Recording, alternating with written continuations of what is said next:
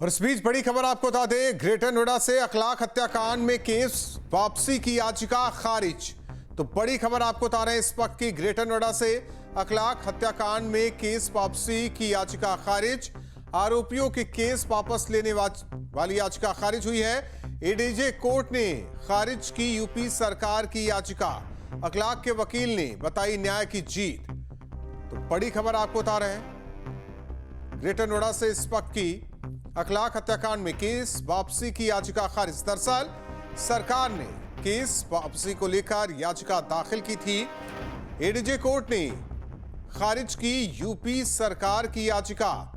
अखलाक के वकील ने इसे न्याय की जीत बताया है। तो बड़ी खबर, इससे पहले अखलाक के वकील का यह बयान सामने आया था कि वो पुरजोर तरीके से विरोध करेंगे।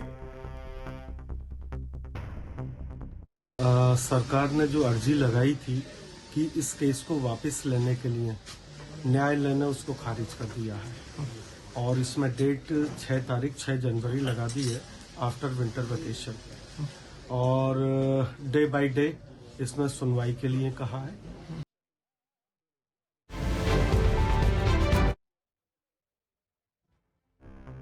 तो बड़ी खबर आपको बता रहे हैं ग्रेटर नोएडा से इस वक्त की, अखलाक हत्याकांड में केस वापसी की याचिका खारिज। तो कोर्ट ने, एडीजे कोर्ट ने खारिज की याचिका। अगली सुनवाई जनवरी में होनी है। तो बड़ी खबर आपको बता रहे हैं, अमित चौधरी हमारे साथ सहयोगी जुड़े हुए हैं। अमित, क्या कुछ कहते हुए एडीजे कोर्ट ने याचिका खारिज की यूपी सरकार की?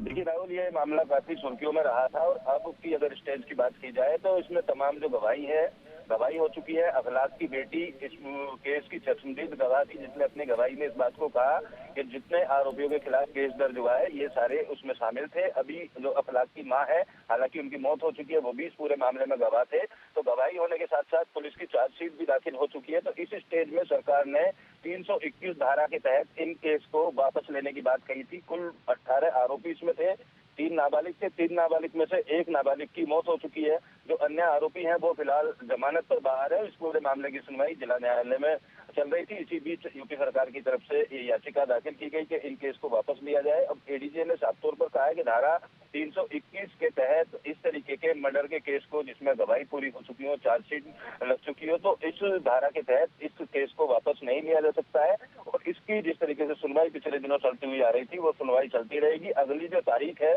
वो 6 जनवरी लगाई गई है। 6 जनवरी को गवाही से जुड़े जो तथ्य हैं वो पीड़ित पक्ष की तरफ से कोर्ट में पेश किए जाएंगे और जिस तरीके के आरोप पुलिस की चार्जशीट में, उस आधार पर आगे की सुनवाई की जाएगी। फिलहाल इस याचिका को जिला न्यायालय की तरफ से, एडीजे की तरफ से खारिज कर दिया।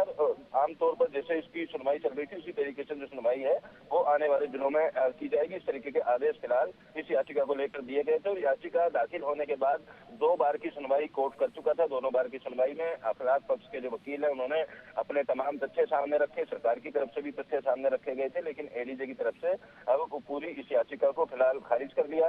2016 का मामला, 2016 में काफी सुर्खियों में अखलाक की हत्या रही थी और इसलिए उसकी हत्या करने का आरोप लगाया गया था कि प्रतिबंधित जानवर का मांस जो है उनके घर के अंदर मौजूद है। इस तरीके की अफवाह थी या किस तरीके की जांच में तथ्य आए थे, उसी आधार पर फिलहाल पूरे मामले की सुनवाई जो है वो चल रही थी। और अब जो आरोपी पक्ष है उसको सीधे तौर पर ये झटका लगता हुआ दिख रहा है, जिस तरीके से इस याचिका को खारिज किया गया। राहुल, धन्यवाद अमित इस जानकारी के लिए। तो अखलाक हत्याकांड में केस वापसी की याचिका खारिज।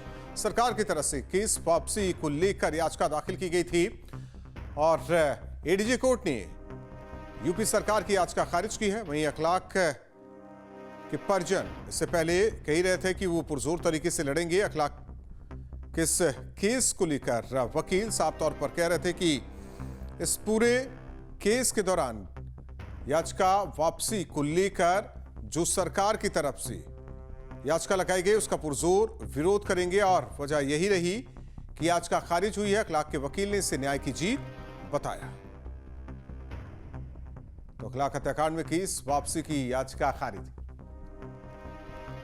तो आरोपियों के केस वापस लेने वाली अर्जी खारिज की गई। एडीजे कोर्ट ने खारिज की यूपी सरकार की याचिका। दरअसल बिसेड़ा, ग्रेटर नोएडा का बिसेड़ा का, जहां बताया जा रहा है कि प्रतिबंधित मांस की सूचना आसपास इलाके में पहुंची। इसके बाद अखलाक के घर पहुंचे, भारी भीड़ पहुंची और क्या तस्वीर आई थी पूरे देश ने देखा था, इसे लेकर सियासत भी खूब हुई थी। हालांकि केस वापसी को लेकर जैसे ही ये जानकारी और भी राजनीतिक पार्टियों को पहुंची तो उन्होंने भी इसका विरोध किया था।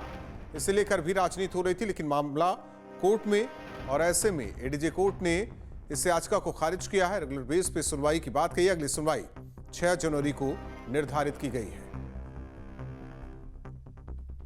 आपके मोबाइल पर तुरंत आएगी ब्रेकिंग न्यूज। स्क्रीन पर सबसे पहले दिखेगी बड़ी खबर। देश दुनिया की हर खबर एक जगह। अब आपके मोबाइल पर तुरंत फटाफट इंस्टॉल कीजिए न्यूज नेशन ऐप और रखिए खुद को अपडेट।